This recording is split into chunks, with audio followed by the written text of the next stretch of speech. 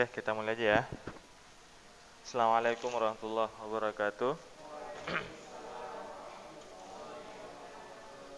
Ya, kita awali perkuliahan pada pagi hari ini dengan bersama-sama mengucapkan basmalah. Bismillahirrahmanirrahim.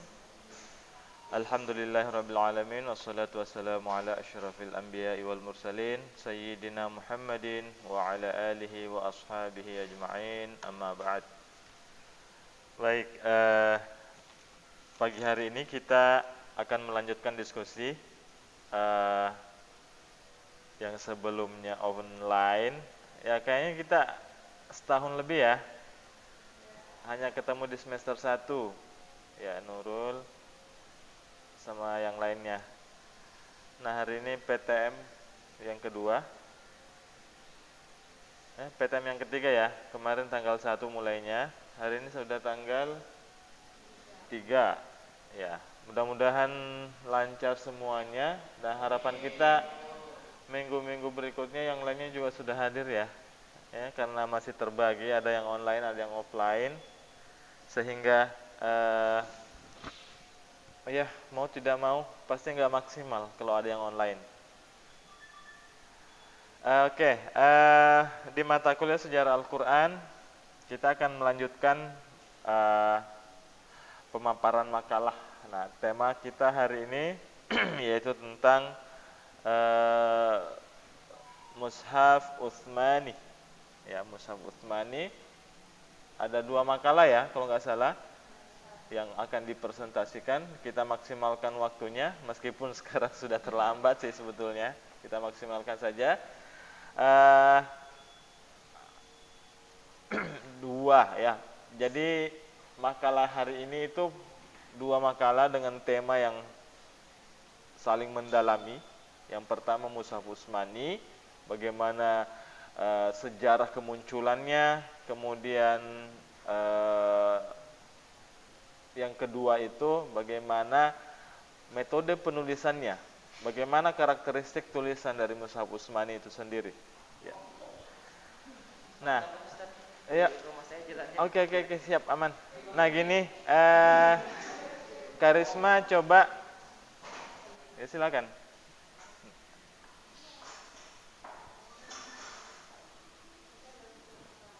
Ada makalahnya enggak? Ya sudah bisa di share, ya share screen, nanti baru dipresentasikan.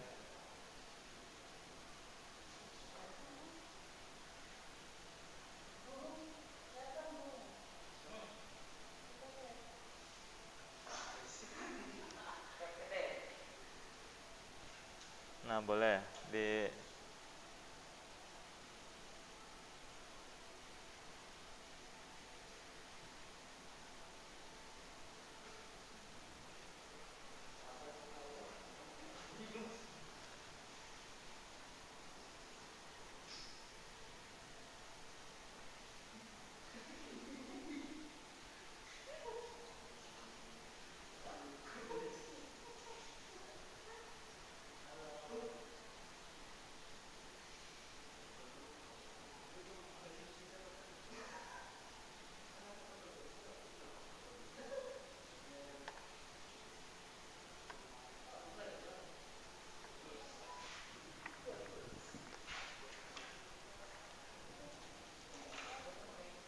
Kenapa?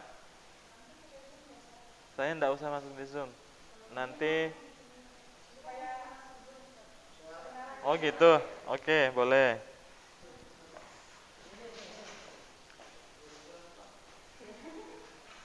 Saya buka masker aja.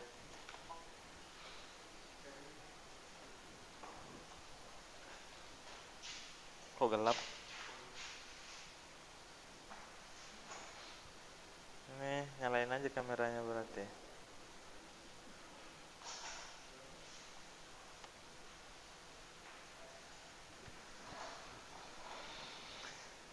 Ya, Bismillah. Teman-teman yang lagi offline, yang lagi online, ya mudah-mudahan ya pasti enggak jelas ya. Enggak kelihatan gambar ini, video dari saya. Ya, silakan disimak aja melalui audio ya penjelasannya. Jadi hari ini kita eh, berbicara ada dua makalah yang menjelaskan tentang Mushaf Utsmani. Ya, satu makalah yang menjelaskan tentang sejarah kemunculan Mushaf Utsmani, kemudian yang kedua tentang tanda baca. PowerPoint PPT yang saya buat ini mencakup secara umum antara keduanya. Jadi karena kita dibatasi waktu juga ya, saya hanya coba menggambarkan secara umum ya bagaimana Mushaf Utsmani itu dari sejarahnya sampai metode yang digunakan dalam pemberian harokat dan titik. Oke, yang pertama yang ini dulu ya. Jadi dari sejarah yang telah dibukukan oleh para sejarawan, para orang-orang yang aktif dalam membukukan, yang mengumpulkan tema-tema tentang Mushaf Utsmani, menuliskan bahwa pada masa Mushaf Utsmani, pada waktu ingin menuliskan Mushaf Utsmani itu, jadi Khalifah Utsman itu mengumpulkan panitia. Jadi ada kepanitiaan yang dibentuk oleh Utsman dalam rangka untuk supaya tidak terjadi kesalahan dalam hal penulisan Al-Quran, terutama tentang Mushaf Utsmani. Nah, satu hal yang saya ingin tekankan di sini bahwa setiap pemberian nama dari mushaf itu selalu merujuk kepada nama pengarangnya. Jadi Mushaf Utsmani berarti kembali kepada Khalifah Utsman bin Affan. Nah, makanya ketika mengatakan Utsmani berarti bisa diterjemahkan sebagai pengikut Utsman. Ya, kalau dalam bahasa Arab begitu ya. Jadi disebut dengan pengikut Utsman. Orang-orang yang mempelajari atau ikut andil dalam hal dalam hal penyebaran atau penulisan atau yang ikut mempelajari Mushaf Utsman. Nah, kalau di Indonesia itu yang lebih dominan ya Mushaf Utsman ini yang lebih kelihatan gitu, yang lebih mayoritas. Oke. Jadi Utsman ini membentuk tim ya kepanitiaan. Kemudian metode yang digunakan itu ketika ingin mengumpulkan Al-Qur'an atau dalam hal penulisan Mushaf Utsmaniyah versi Utsmani itu, beliau membacakan naskah final tersebut di hadapan para sahabat. Jadi ada naskah, ada teks Al-Qur'an yang sudah dikumpulkan oleh para sahabat yang lainnya. Itu kemudian yang dibacakan redaksinya. Ya, redaksinya. Ini dimaksudkan sebagai verifikasi. Ya, terutama dengan suhuf yang dipegang oleh Hafsah bin Umar. Nah, jadi ada beberapa yang dipegang oleh sahabat yang lain, kemudian Utsman juga memegang. Nah, yang dibaca Utsman inilah kemudian yang dicocokkan dengan apa yang dipegang oleh sahabat yang lain. Jadi Utsman lah yang memimpin dalam penulisan mushafnya itu. Kemudian yang kedua, setelah dibentuknya panitia, langkah kedua untuk membukukan mushafnya, Mushaf Utsmani ini, membakar seluruh manuskrip Al-Quran lain. Al-Quran yang sudah dibukukan ini kemudian catatan-catatan kecil yang tadinya dipakai untuk menerjemahkan, menulis utuh Al-Quran itu, ya kini dibakar. Yang sudah dipindahkan ya, yang sudah dipindahkan di kertas yang lain yang terbaru, ini kemudian dipindahkan agar supaya tidak terjadi ya pecahan-pecahan, tidak terjadi nanti khawatir terjadi penyatuan kalau sudah yang lama ini kembali masuk di yang baru, nanti tercampur, malah tidak tahu yang mana yang baru yang mana yang lama. Makanya mereka membuang bahkan alternatif yang mereka pilih adalah membakar ya, membakar supaya tidak lagi ada serpihan-serpihan Al-Quran yang sudah dipindahkan itu. Oke, berikutnya, nah ini yang penting nih, pola penulisan hurufnya.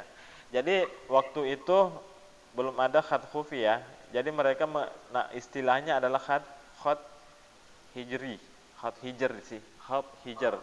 Ini yang digunakan waktu itu, yang sebelum Utsman datang. Khatnya, khat hijr. Kalau sekarang dikenal dengan khat khufi.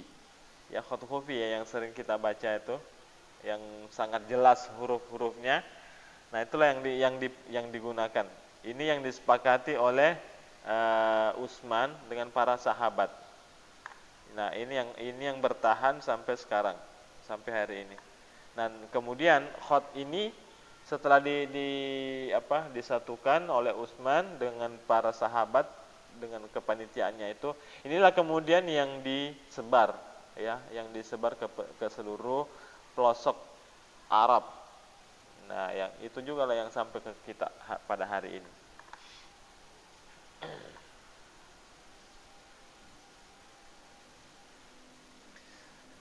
Oke, selanjutnya kita percepat aja ya, agak sedikit sih. Nah, untuk mengantisipasi kesalahan dan kerusakan serta untuk memudahkan pembaca Al-Quran bagi orang-orang awam, maka Utsman bin Affan membentuk panitia yang terdiri dari 12. Ya, jadi tadi kepanitiaannya yang ada ya, dalam hal penulisan Al-Quran. Jadi Utsman itu supaya tidak terjadi kesalahan, ya meminimalisir lah ya, meminimalisir kesalahan. Jadi Utsman tidak bekerja sendiri, beliau kemudian menunjuk beberapa sahabat yang sekiranya kemampuannya dalam hal menulis atau kemampuan dalam hafalannya itu yang diambil. Nah, kalau dalam sejarah kan ya dijelaskan bahwa banyak sahabat ya, hufazul Quran yang meninggal dalam peperangan, kemudian maka Rasul mengambil langkah untuk mempercepat penulisan Al-Quran. Khawatir jangan sampai nih yang hufazul Quran ini habis nih satu-satu. Makanya di kelompoknya Utsman bin Affan pun demikian. Ya, beliau tidak ingin ceroboh, makanya membuat kepanitiaan. Nah, 12 orang yang ditunjuk, yang dipercayakan sebagai kepanitiaan yang membantu dalam penulisan mushafnya, mushaf Utsmaninya. Nah, terus selanjutnya para ulama berbeda pendapat dengan status rasam Utsmani atau rasam Al-Quran. Pendapat-pendapat tersebut ialah yang pertama, sebagian ulama berpendapat bahwa rasam Al-Quran itu bersifat tauqifi, ya, sehingga wajib diikuti oleh siapa saja ketika menulis Al-Quran. Untuk menegaskan pendapatnya, mereka merujuk pada sebuah riwayat yang menyebutkan bahwa Nabi pernah bersabda, ya, dia menyebutkan ya, Nabi pernah bersabda bahwa memerintahkan kepada Muawiyah, mana tadi ya? Ini ya. Salah seorang sekretarisnya berkata, letakkan tinta, pegang pena baik-baik, luruskan huruf ba, bedakan huruf sin. Nah, ini perbedaan para ulama tentang ya mushaf rasam Utsmani. Ya, jadi yang pendapat pertama mengatakan rasam Al-Quran itu bersifat tauqifih, jadi wajib diikuti oleh setiap orang. Nah, ada juga pendapat yang mengatakan bahwa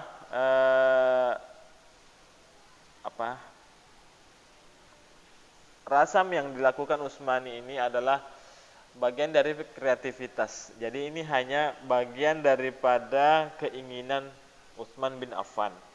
Ya, jadi beliau tidak mengaitkan bahwa beliau tidak menantang Al-Quran versi lain. Kalau dikatakan di sini tadi tauqifi berarti wajib diikuti oleh semua orang. Nah, Utsman membuat dari versinya, tetapi tidak sampai melanggar kaidah-kaidah penulisan Al-Quran. Jadi yang dibuat Utsman adalah versinya, itu bagian daripada ya kreativitasnya. Dia memiliki versi sendiri. Yang ditulis di versinya Utsman sebetulnya hanya berupa ya tidak jauh beda dengan Al-Qur'an yang secara aslinya. Dia hanya menulis perbedaan hurufnya, perbedaan khotnya, ataupun mungkin ada perbedaan yang tidak terlalu mencolok, yang tidak terlalu jauh dengan mushaf aslinya. Nah, seperti itu.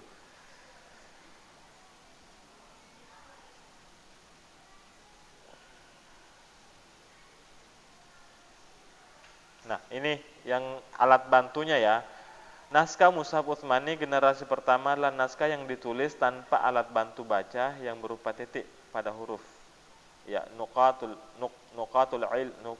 ijam dan harokat nuqat yang lazim ditemukan hari ini dalam berbagai edisi Mushaf Al-Qur'an.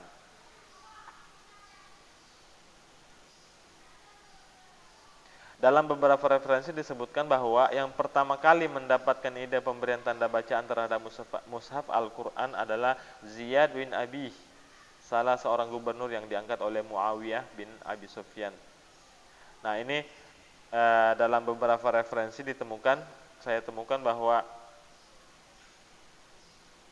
penemu pertama tentang harokat itu disebutkan bahwa Ziyad bin Abihi, ya ini yang disebutkan dalam beberapa referensi yang saya temukan.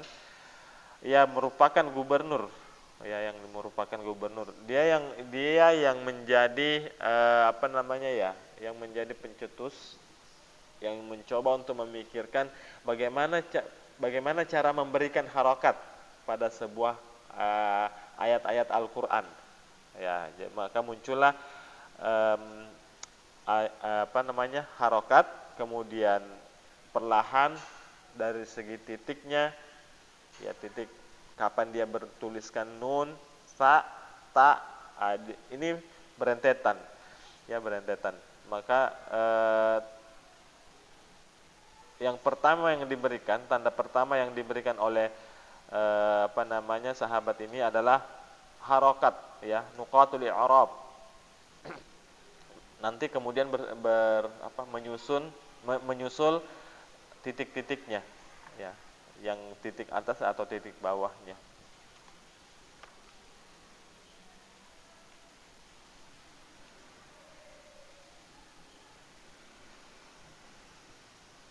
Nah, ini ada juga pendapat ya.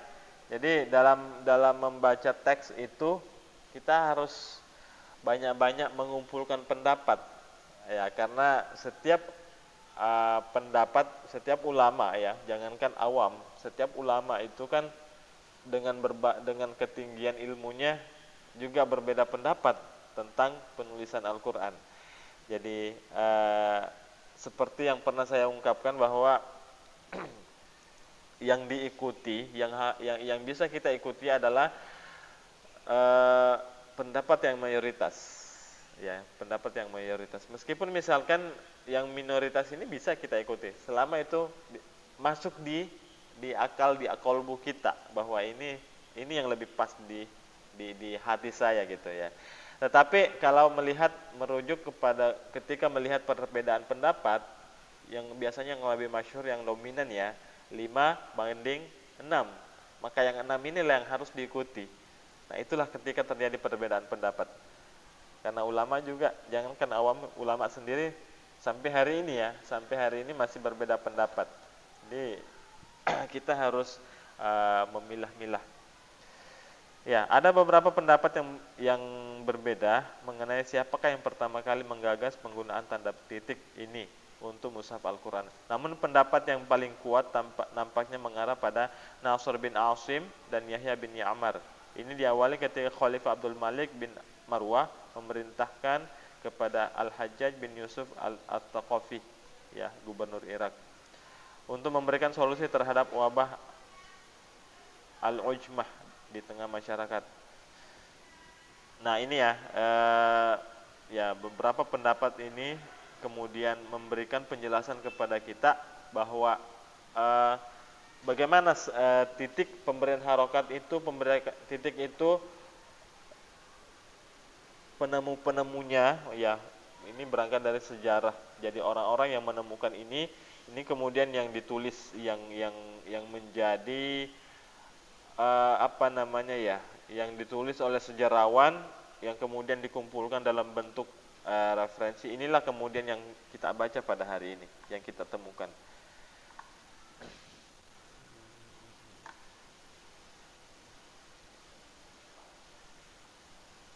Ya, ini yang terakhir ya. Nuqat atau titik mulanya berbentuk lingkaran. Dia hanya berbentuk lingkaran, tidak ya, apa namanya ya? Hanya berbentuk lingkaran, tapi dia tidak memiliki kesan titik, hanya membentuk lingkaran. Lantas kemudian ya sampai hari ini berubah ya. Ketika hanya menuliskan tek titik, itu berarti dia sudah membentuk titik, apakah dia itu nun, sa atau ta, ya dari perubahan-perubahannya itu. Tetapi di awal sejarahnya nuqat surul i'jam atau tanda titik ini,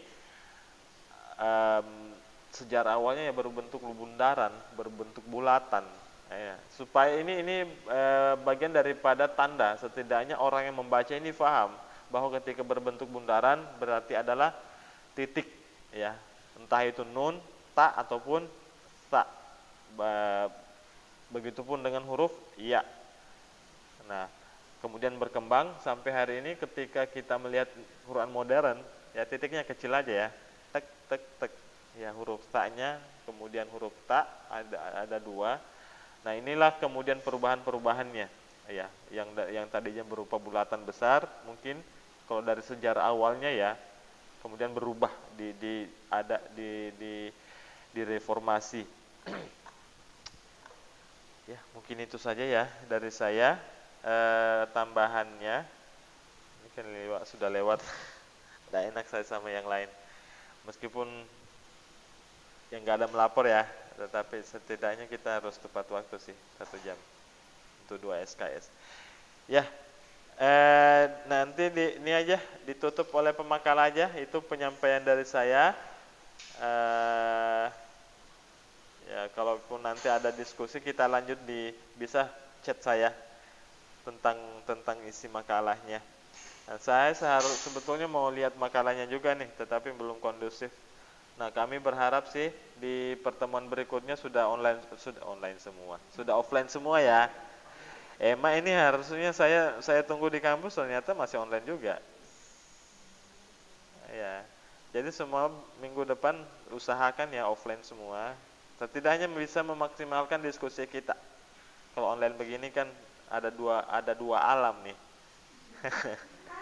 Ada dua alam yang berbeda, online dengan offline. Ya, oke, itu saja dari saya. Saya kembalikan ke moderator. Ya, silakan mau ditutup kah atau mau gimana?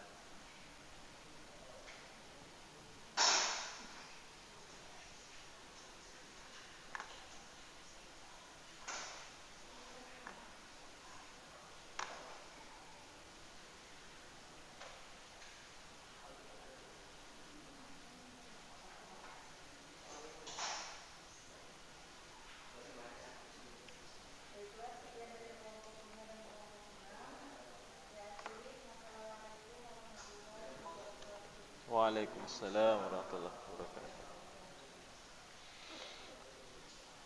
Oke, karena kita sudah lewat waktunya ya. Terima kasih kepada pemakalah kelompok 5 dan 6. Nanti saya kirimkan barcode-nya ya, karena handphone saya tidak harusnya bisa sih lewat laptop, tapi nggak bisa barcode di sini.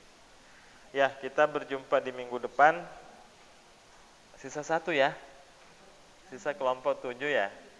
Nanti berikutnya baru kita. Seandainya bisa kelompok 7 hari ini sih, tadinya harusnya 3. Tapi ternyata nggak siap ya. Nggak apa-apa. Nanti kelompok 7 minggu depan terakhir baru kita UTS. Oke, terima kasih sekali lagi kepada semuanya, yang baik yang dunia maya dengan dunia nyata. Kita sudah melaksanakan tatap muka sejarah Al-Quran untuk pertama kalinya ini ya. Ya, kurang lebih 1 tahun lebih kita baru kumpul kembali. Oke, kita tutup perkuliahan pada pagi hari ini dengan mengucapkan hamdalah. Alhamdulillahirabbil alamin. Ya, assalamualaikum warahmatullahi wabarakatuh.